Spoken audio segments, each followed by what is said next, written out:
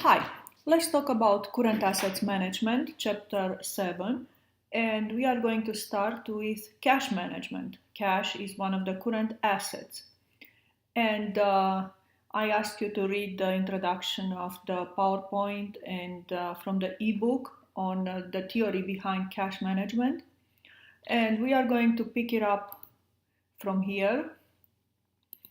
So we get ready to do some problem solving on cash management. Just review some the theory behind it. So whenever a business sells their products or services to customers, the sales revenue is coming into the business. Part of it is cash, not much right away. Most of it goes into accounts receivable to be received at a later date. The sooner the better.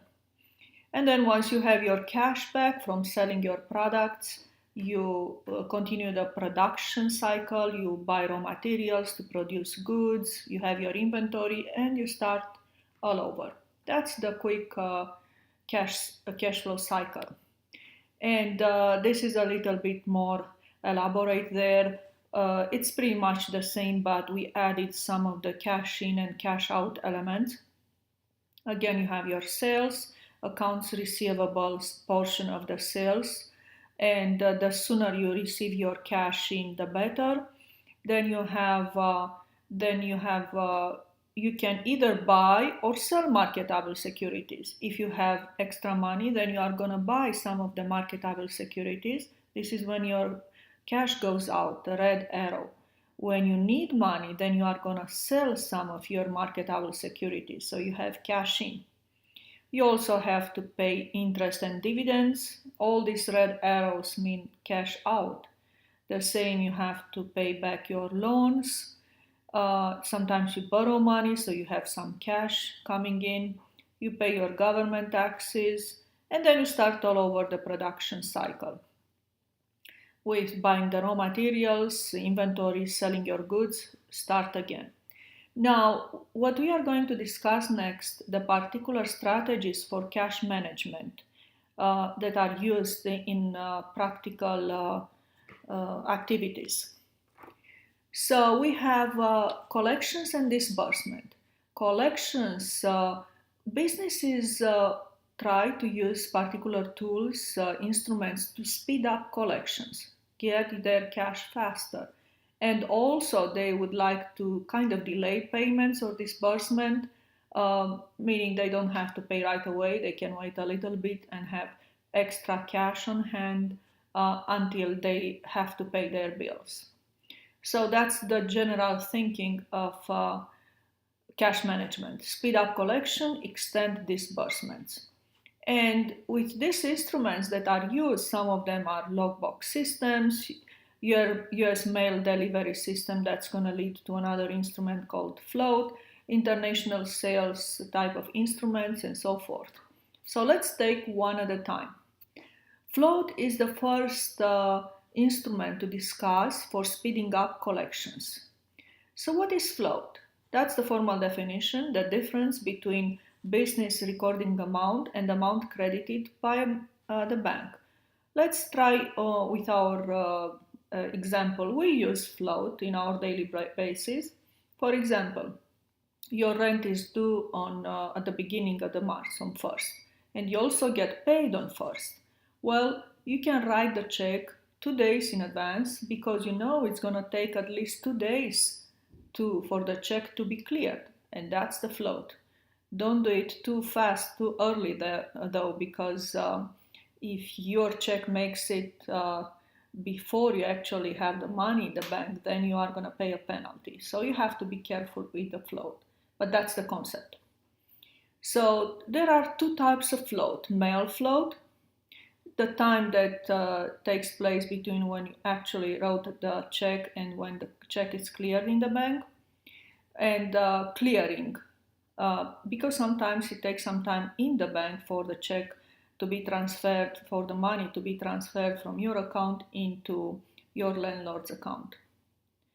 Okay, so what happened in 2003 with this new legislation? We have this today. We have automatic clearing of checks. We have electronically clearing of checks. So this float basically was eliminated. Um, because of that, now businesses have to be more creative in finding new ways of speeding up collections. So we have improving collections. New ways that businesses use are setting up multiple collection centers or adapting logbox systems. Remember, for logbox system, when we send our bill to PO box, that's a logbox system. And to extend disbursement, as I said earlier, they can wait until the bills come due before they pay, so they have extra money on hand to use every single day. So let's take an example to see how this process would work. Suppose we have this insurance company that has several collection centers across the country, lots of them. That's the corporate headquarters.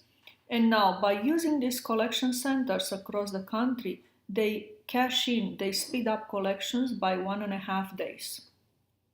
Think about as a cash flow in and out on daily basis.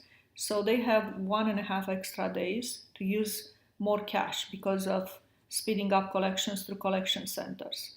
Then also they extend the disbursement by 1 day. So total number of days, 2.5 days from these two, they have freed up cash, more cash on hand on daily basis. Now suppose that this cash on hand movement per day is 2 million times 2.5 days that you speed up and delay disbursements, then you have extra 5 million available funds here by using these tools instruments. Now, if we engage in a cost-benefit analysis to see if this is something that we have to look into as a business. Suppose you say, should I come up with more collection center or one at a time? Well, do a cost-benefit analysis. So if the benefit from having an extra collection center is higher than the cost of it, then go for it. If the cost is higher, then probably you might wait for a while. It's risky. So let's apply this cost-benefit analysis to this example. So we have 5 million available funds on daily basis freed up through this speed up collection, extend disbursement.